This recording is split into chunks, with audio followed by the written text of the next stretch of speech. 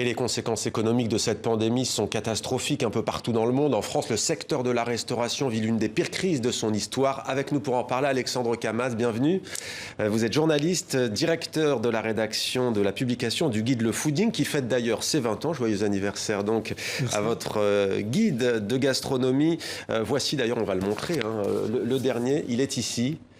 Et là, on s'aperçoit, on ne le voit peut-être pas pour les téléspectateurs, 400 résistants de style. D'habitude, vous mettez restaurant de style. Pourquoi résistant de style? Parce que l'année... Déjà, c'est un guide de résistants aussi, parce qu'on l'a fait entre 2 confinements. Donc, ça a été beaucoup de travail de manière très compressée. Et puis, parce qu'aujourd'hui, le métier de restaurateur, c'est de la résistance. Oui, c'est de l'improvisation perpétuelle, permanente. Et c'est de la résistance contre ce que nous, on appelle le conardovirus. Voilà. Ouais, c'est comme ça que vous l'appelez. Oui, depuis un petit moment. Ce soir, on le disait, Emmanuel Macron va s'exprimer. Vous n'êtes pas restaurateur, mais vous êtes très proche d'eux, des restauratrices, des restaurateurs. Plus que d'Emmanuel Macron, c'est vrai. Ouais. Pourquoi dites-vous ça? Non, mais vous avez commencé par parler de Macron, et donc je me suis...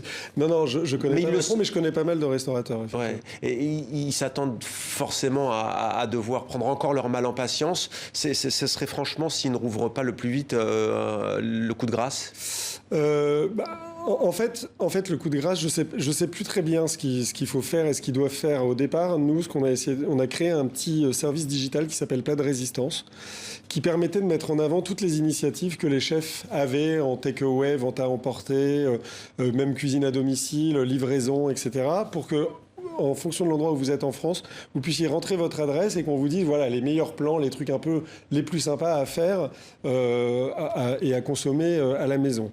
Et puis, donc, ils ont tous réagi, ils ont tous été formidables, ils ont dépensé énormément d'énergie, ils ont continué à perdre aussi beaucoup d'argent. Parfois même, le fait de s'adapter aux nouvelles mesures, la vitre en plexi, ouais, la livraison, tout ça, les faisait investir pour essayer de s'adapter. Ouais. Et finalement, c'était pire que s'ils avaient fermé. Alors, on va donner la parole à l'un d'eux. Vous le connaissez bien d'ailleurs, Antonin Bonnet.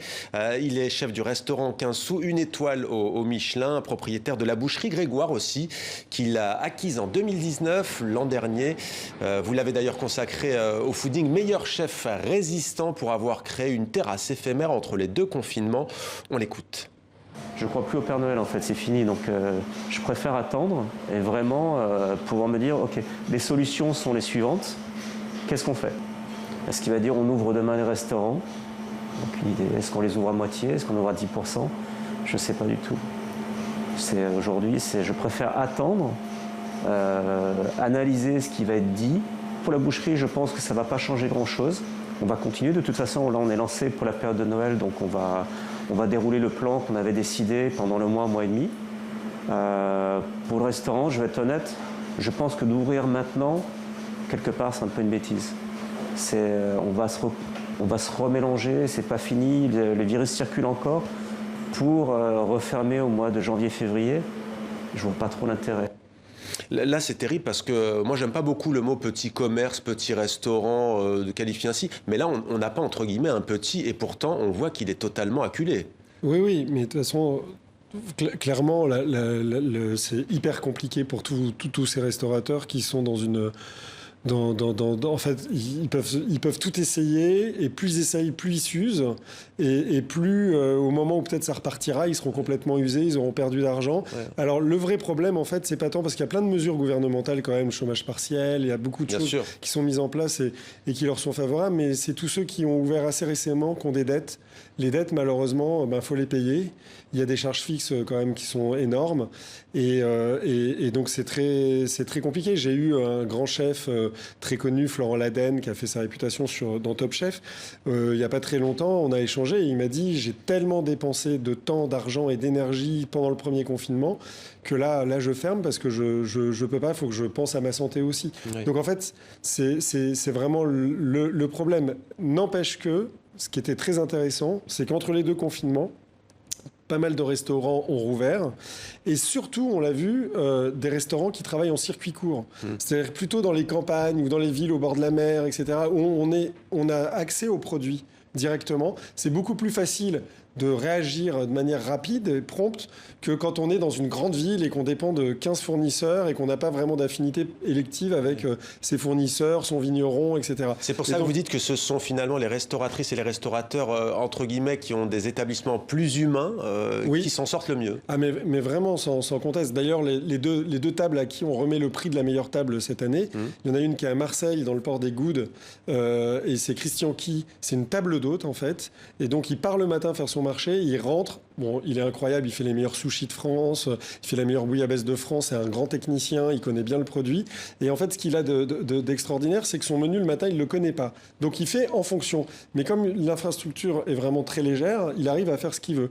On a la même chose à Groix, avec le bistrot Bao, où là encore, c'est la pêche du jour, les petits pêcheurs du coin, on est donc en Bretagne, et là c'est pareil, la carte évolue, elle est très très courte, très resserrée, ils vont chercher les vins pas très très loin, et tout est nature, et du coup, de fait, c'est des adresses qui peuvent rouvrir aussitôt le déconfinement autorisé. Alors, meilleure bouillabaisse, vous le disiez, ça n'engage que vous, parce qu'on se connaît beaucoup regardé à Marseille et en Provence, et on va dire que ça fait débat. En tout cas, c'est votre choix.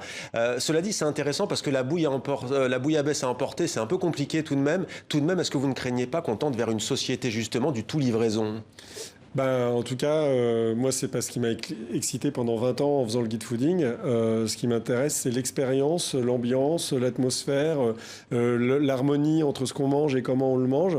Et mais ça, il y a un risque que ça se perde, ça. C'est sûr que, en tout cas, j'aurais tendance à dire que si des jeunes veulent se lancer dans la restauration, qu'aujourd'hui, il va peut-être falloir quand même penser un circuit court, vraiment de plus en plus, et ça, c'est plutôt une bonne nouvelle, parce que ça va faire travailler les gens locaux, les régions, etc.